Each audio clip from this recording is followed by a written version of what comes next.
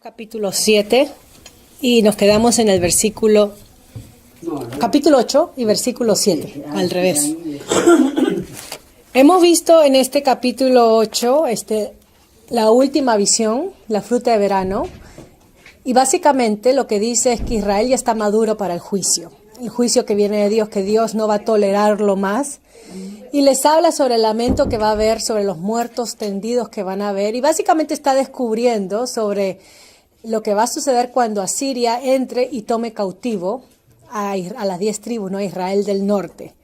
Ellos que se sentían muy seguros con su prosperidad y que todo andaba bien, no sabían que el juicio y la destrucción les sobrevenía eminentemente, ¿no? También vimos los cargos que Dios hace, los versículos 4 en adelante, sobre el pueblo. Y básicamente cómo los ricos, los poderosos, explotaban unos a otros. Y pareciera el periódico de hoy en día, ¿no? Y esto nos enseña cuán relevantes son los profetas para nuestros tiempos, que no son libros arcaicos que están metidos ahí en la Biblia, que muchas veces ni se escuchan sermones ni se leen. Quedan ahí como apartados, y cuando abrimos los libros vemos cuán importante es estudiarlos y escuchar el mensaje de Dios para nuestras vidas. Entonces vimos sobre ese día de juicio, usa metáforas, ahí es donde vamos a entrar en el versículo 7, las metáforas, presten atención a las metáforas que usa, y son parecidas a las que Juan usa en Apocalipsis. Miren lo que dice el versículo 7, ya hemos leído, pero mire, Jehová juró por la gloria de Jacob, no olvidaré jamás de sus obras. ¿No se estremecerá la tierra sobre esto? ¿No llorará todo habitante de ella? Subirá toda como un río y crecerá y mermará como el río de Egipto. Al principio del libro de Amós, cuando Amós empieza con su discurso, dice que Amós empezó a predicar, en el versículo 1, 2 años antes del terremoto. Hubo un terremoto en esos tiempos. Y seguro que cuando la gente sintió ese terremoto, volverían a Dios, buscarían a Dios, porque cae en el tiempo que Amós está predicando. Y no sucede eso porque estaban confiando que Dios estaba de su parte. Total, Dios había dicho en Deuteronomio que si ellos desobedecían, los iba a maldecir y no los iba a prosperar. Pero en este caso ellos estaban experimentando prosperidad. Entonces ellos concluían, Dios nos está bendiciendo. La prosperidad viene, estamos bien. La prosperidad viene de Dios. Pero hemos visto que no nos dejemos engañar con las cosas que poseemos, los bienes materiales, porque Dios nos puede dar, pero eso no significa que nos está bendiciendo, sino que es una manera de probarnos cómo andamos, cómo vivimos con las cosas que Él nos da. Y en este caso acá se volvieron más codiciosos, más avariciosos y maltrataban al prójimo. O sea, en vez de bendecir con la prosperidad que Dios les daba, que es lo que la Biblia habla de ser mayordomos de lo que Dios nos da, porque nada es nuestro, todo es de Dios, en vez de bendecir a otros con lo extra que Dios te da, ellos robaban a otros para acumular más. Y es el espíritu que no debemos de caer nosotros, ¿no? Jesucristo habló de que si alguien te pide prestado tu túnica, dásela.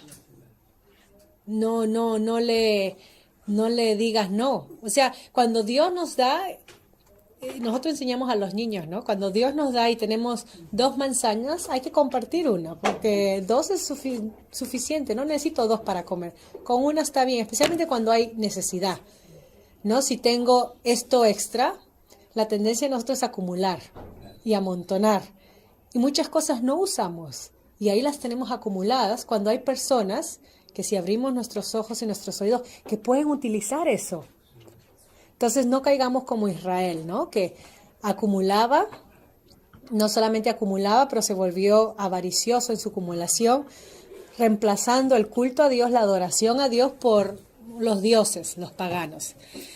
A través de todo el libro hemos estado describiendo lo que es el materialismo. Amós capítulo 8, buenas tardes, bienvenidas. Buenas tardes. Feliz Día de las Madres. Hemos visto sobre el materialismo y hemos definido que el materialismo es cuando las cosas importan más que las personas. O sea, en vez de servir a las personas con los bienes materiales, nosotros terminamos usando o abusando a las personas para servir entonces a lo material, ¿no? Cambiamos el valor de las cosas. Y Dios nos enseña en su palabra que las personas, el ser humano tiene más valor que las posesiones o las cosas que tenemos. Eso es un pequeño resumen. Entonces, acá en el versículo 7 de Amós habla de que no se olvidará del orgullo, ¿no?, de Jacobo, como dicen en algunas partes. Está repitiendo lo mismo. El capítulo 4:2 dice que Dios ha jurado por su santidad. Dios ha jurado por su santidad. En el capítulo 6:8 dice que Dios ha jurado por sí mismo. Mire, estos son juramentos que Dios hace. Y ahora dice que Dios ha jurado por el orgullo de Jacob, o por la gloria de Jacob, que tienen en algunas traducciones. Entonces, ¿qué es lo que está diciendo acá en el 8:7?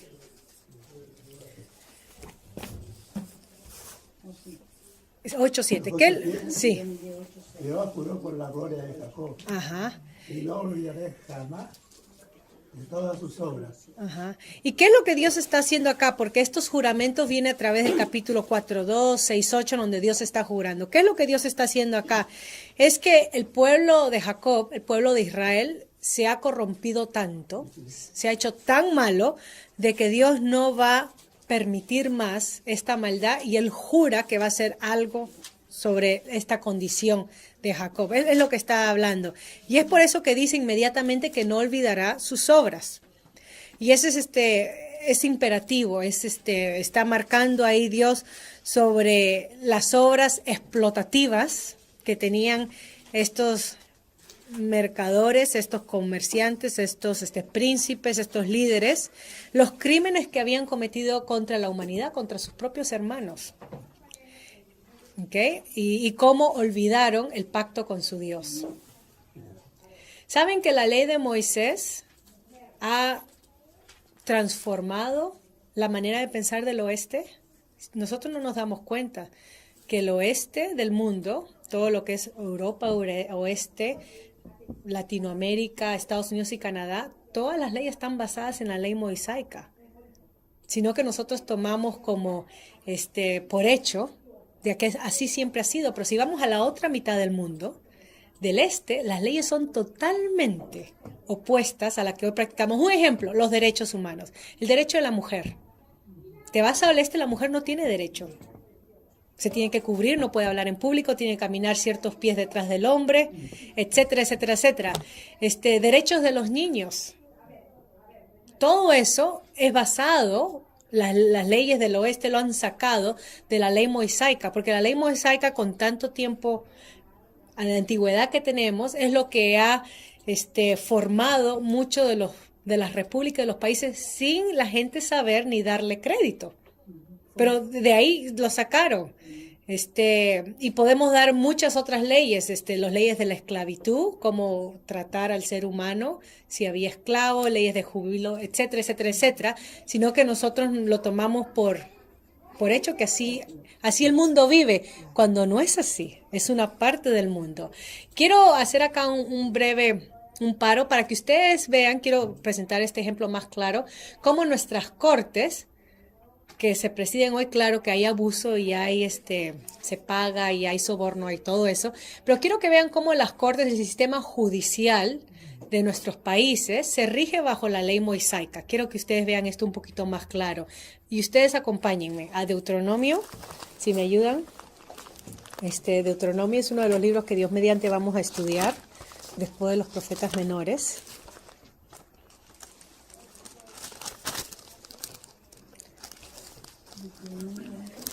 Ok, Deuteronomio capítulo 1,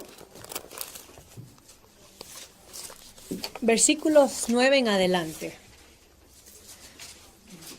Y ustedes quizás están familiarizados con la historia cuando Jetro, el suegro de Moisés, lo visita en el Sinaí después de que Moisés hubo sacado al pueblo, y vio cómo Moisés se quemaba, por decirlo así, se estresaba, que desde tempranito en la mañana hasta la puesta del sol daba juicios. ¿no? Arreglaba los casos, las disputas entre el pueblo mismo porque había tanta gente. Y solamente con poner un poco de gente en una familia de 5 o 6 hay problemas y conflictos. Ahora imagínense una nación de miles, que este es mi lado, que este es mi cabra, que esto no es tuyo, etcétera. Entonces todo eso le traían a Moisés y el suegro vio que Moisés se cargaba y le dio un consejo. Eso está en Éxodo 18, ¿no? Le aconsejó y le dijo que apunte jefes, jueces de cada tribu para que sirvan como jueces y le da diferentes números, ¿no? De 10, de 50, de 100. Eso ustedes lo pueden leer. Entonces acá Moisés está recordando la historia. Y miren ustedes esta parte en donde me quiero enfocar. Versículo 9. Si ustedes me siguen, voy a leer. En aquel tiempo yo os hablé diciendo, yo solo no puedo llevaros. Jehová vuestro Dios os ha multiplicado, y he aquí hoy vosotros sois como las estrellas del cielo en multitud. Jehová Dios de vuestros padres os haga 1000 veces más de lo que ahora sois y os bendiga como os ha prometido. ¿Cómo llevaré yo solo vuestras molestias, vuestras cargas y vuestros pleitos? Dadme de entre vosotros de vuestras tribus varones, y miren los requisitos, varones sabios y entendidos y expertos.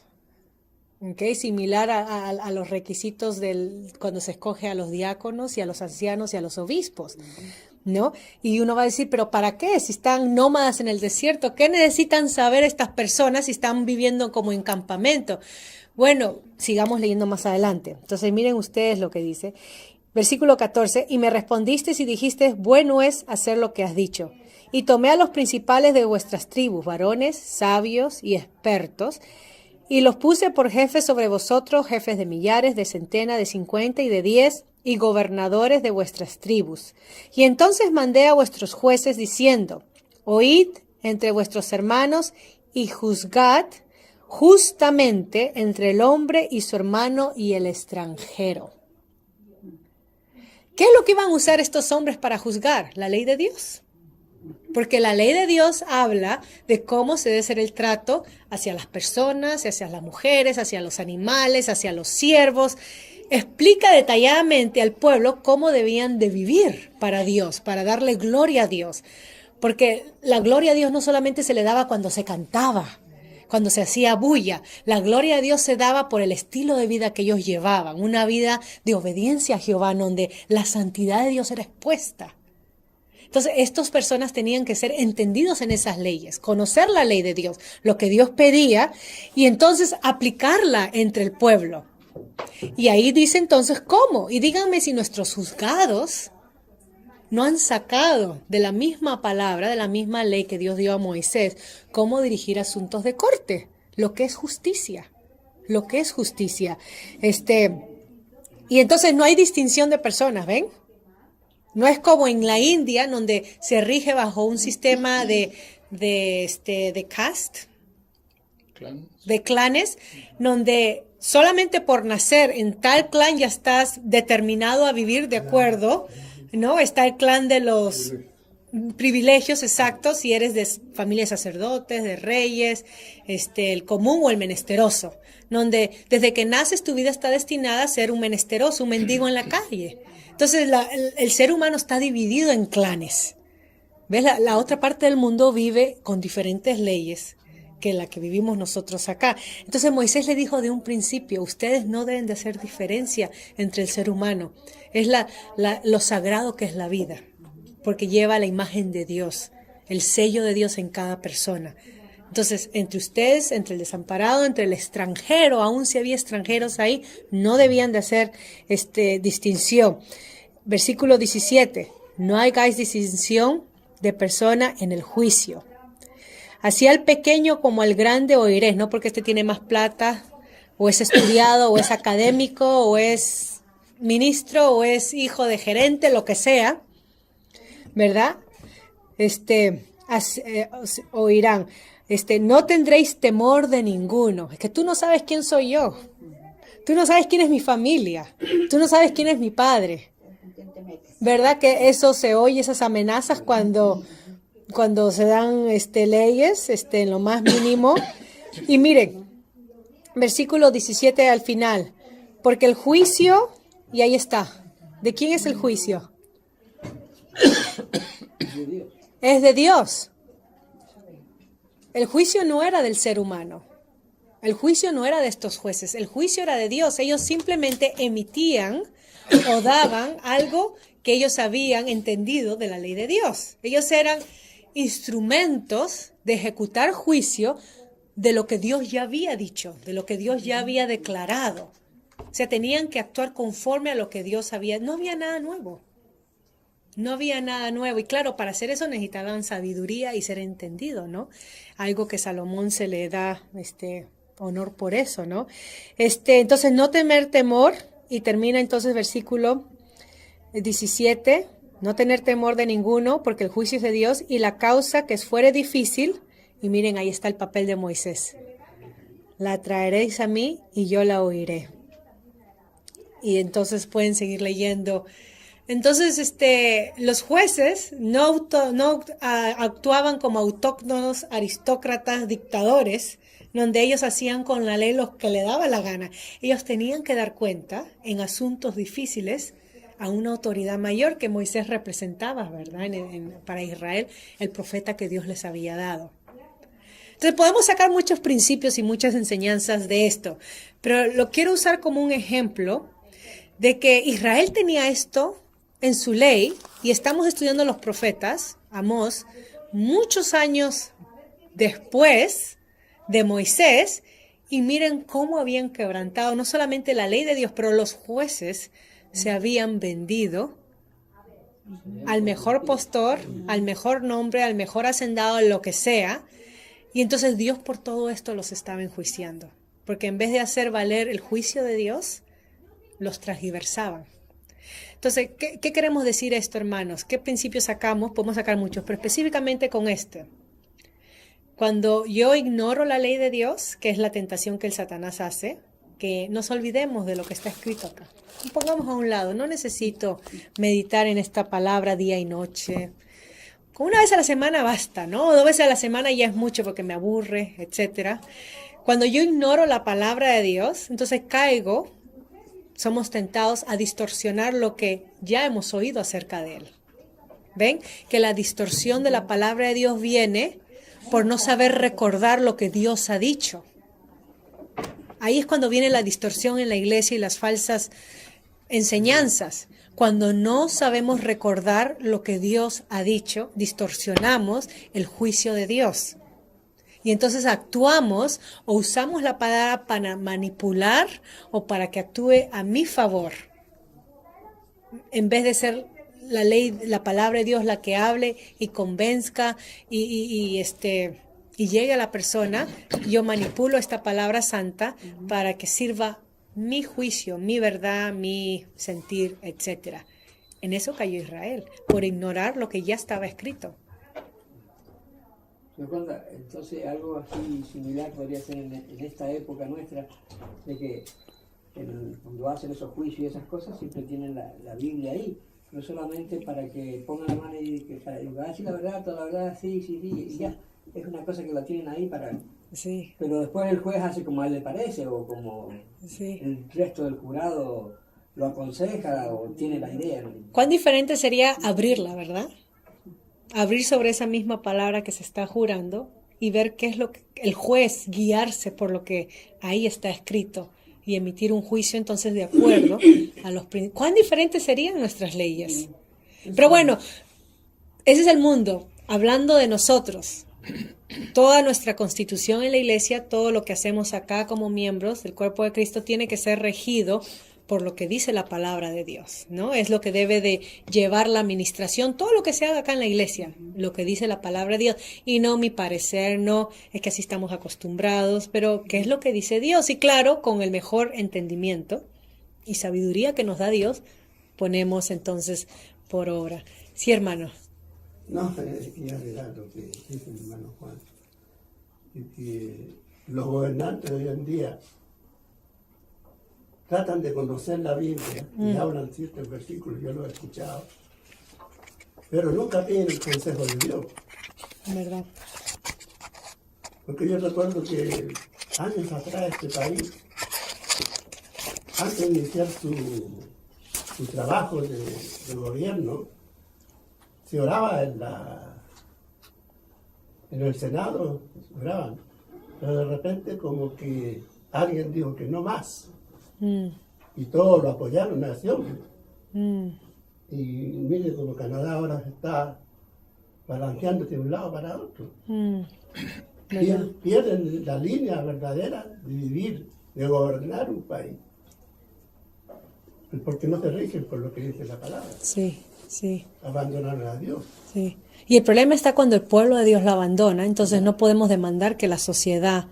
Alguien dijo, alguien hizo este comentario y dice que muchas veces nos debería dar vergüenza a nosotros los cristianos, fue Jim Cymbala, nos debería dar vergüenza a nosotros los cristianos, quejarnos o demandar de que se ore en las escuelas, como antes se hacían, en las escuelas públicas, cuando ya ni siquiera se ora en las iglesias. Porque cuando se trata de culto de adoración, en vez de ser lo que motive lo que va a suceder el domingo o durante la semana, el culto de oración está extinguiéndose. La gente no va a orar, no va a buscar a Dios en congregación, en comunidad, como grupo de creyentes. 1, 2. Un mínimo porcentaje de la iglesia, y muchas iglesias ya ni lo tienen. Porque para qué gastar luz, para qué gastar hydro, lo que sea. Entonces eliminan la oración. Entonces este pastor dijo, vergüenza debería darnos quejarnos que por qué se quita la oración en las áreas públicas cuando ni siquiera en la iglesia está. Y es el principio, ¿no? Que acá Amós está diciendo al pueblo de Dios, ya le ha dado juicio a las naciones, a las 7 naciones del capítulo 1 que hemos visto. Pero todo empieza acá. Si yo quiero que allá cambie la cosa, tengo que acá, someterme y, sí, acá en mi hogar, entre ustedes, para que haya allá el cambio. Porque el reino de Dios no es de este mundo. Eso es lo que le dijo Jesús a Pilato. Mi reino no es de este mundo, sino los míos lucharían por mí, por la causa. El reino de Dios es de otro reino, ¿no? Y se tiene que realizar a través de los suyos. Cuanto más maduramos, más estamos en la carrera de la fe, no solamente individual, pero como cuerpo, corporalmente, entonces el reino de Dios se expande, conquista lugar. Ganamos almas, porque Dios las añade.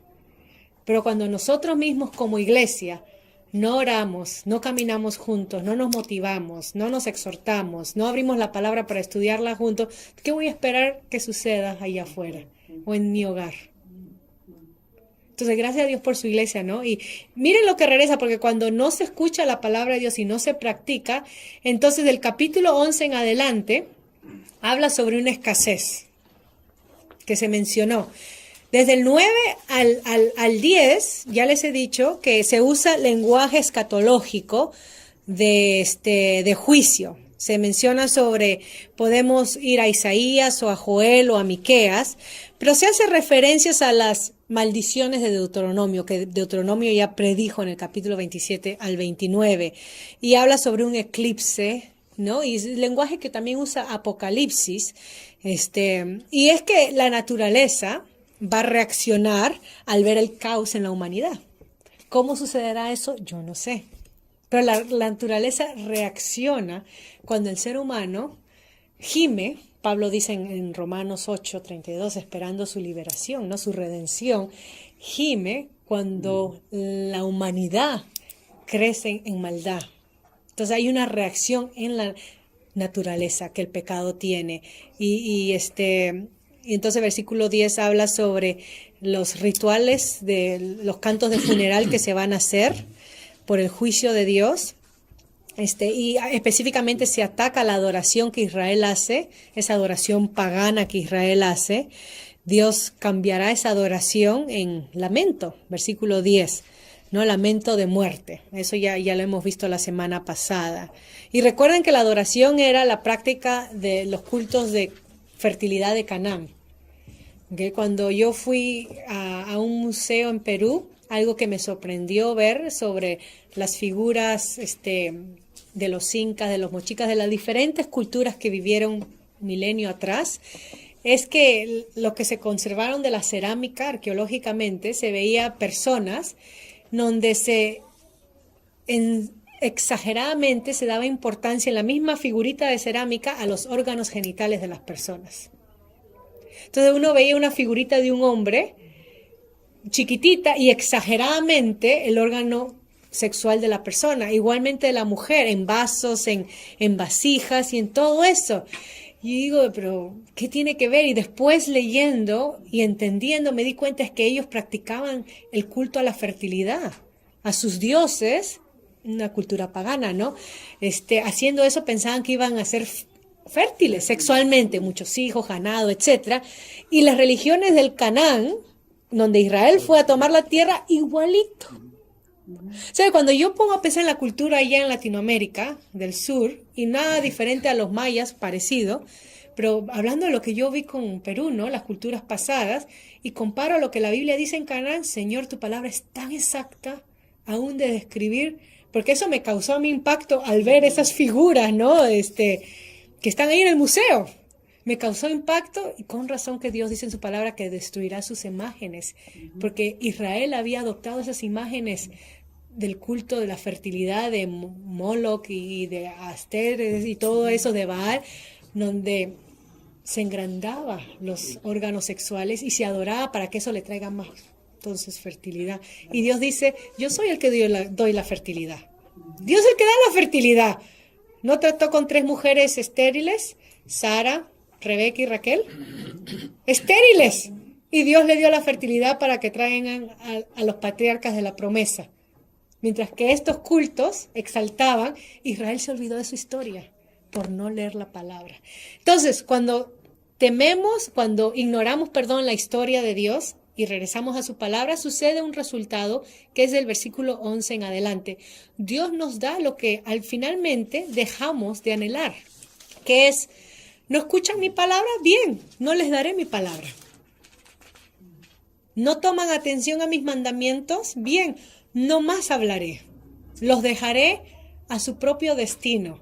Y entonces el versículo 11 dice que vendrán días. ¿De qué? En los cuales enviaré hambre a la tierra. No hambre de pan ni sed de agua, sino de oír la palabra de Jehová. Ok, recuerden cuando nuestro Señor Jesucristo se sentó en el monte y comenzó a enseñar el famoso sermón del monte y comenzó con las bienaventuranzas. La primera bienaventuranza, ¿se acuerdan cuál era? Bienaventurados lo que tienen sed de justicia, porque ellos serán saciados. Y cuando uno estudia sed de justicia, ¿de qué? ¿De que se haga justicia? ¿De que el Señor traiga su juicio? No, está hablando sed de la justicia de Dios, de la palabra de Dios. Bienaventurados los que están vulnerables y necesitados de escuchar de Dios, porque ellos serán saciados. Bueno, acá tenemos el caso contrario. No me interesa escuchar la palabra de Dios, la ignoro, me aburre. Y Dios dice, entonces, a su pueblo vendrán días cuando no hablaré. Y sabemos por historia si sucedió esos días. Podemos ir a los profetas y ver que hubo periodos de silencio. Claro que sí, se cumplió esto. No solamente entre Malaquías y Juan el Bautista, que es el último libro, ¿no? del Antiguo Testamento, donde conocemos los famosos 400 años de silencio. No es que Dios no obra, no es que Dios se fue de vacaciones a otro planeta.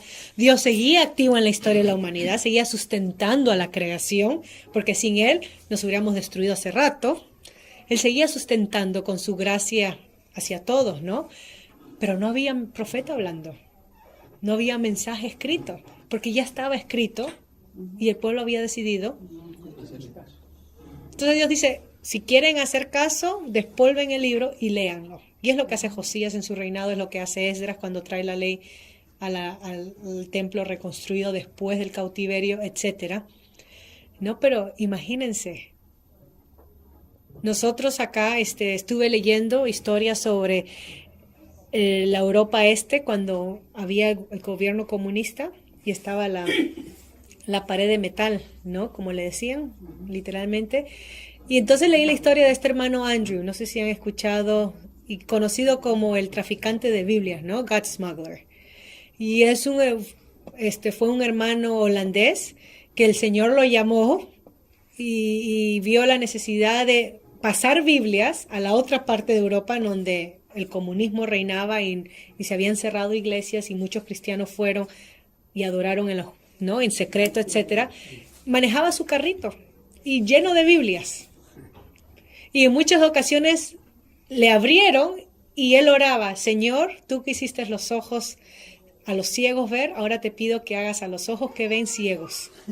Y así pasó miles de Biblias y trayendo consolación y diciéndole a los hermanos del otro lado de la pared que tenía un pueblo del otro lado que estaban orando y mandando Biblias. Hermanos, nosotros no sabemos lo que es vivir sin una Biblia. Nosotros tenemos 2, 3, 4, hasta 5 Biblias en la casa, ahí en nuestra librería, cuando hay otras partes del mundo donde esta palabra sagrada no es visible, no está disponible, países árabes, África, etcétera, y no se oye, mantienen pedacitos. ¿Usted se imagina que alguien le dé un folletito del libro de Juan, del Evangelio de Juan, y que usted se pase meses copiando en una libretita, en un pedacito de papel, para poder pasar a otra persona que necesita escuchar algo de Dios? Eso sucede. Hambre de la palabra de Dios. ¿Ven lo que pasa cuando no le damos importancia, no somos agradecidos, no escuchamos el consejo de Dios? Acumulamos Biblias, mientras que en otra parte del mundo no tienen hambre de la palabra de Dios. Si perdemos eso, ¿qué pasa? Perdemos el mejor tesoro. Morimos, nuestra alma muere. Nuestra alma, nuestro espíritu no es alimentado si no nos nutrimos de la palabra de Dios. Pedro escribió a la iglesia dispersa, ¿no? En 1 Pedro, cuando dice que desear como niños recién nacidos la leche pura, la palabra, la leche pura, desear.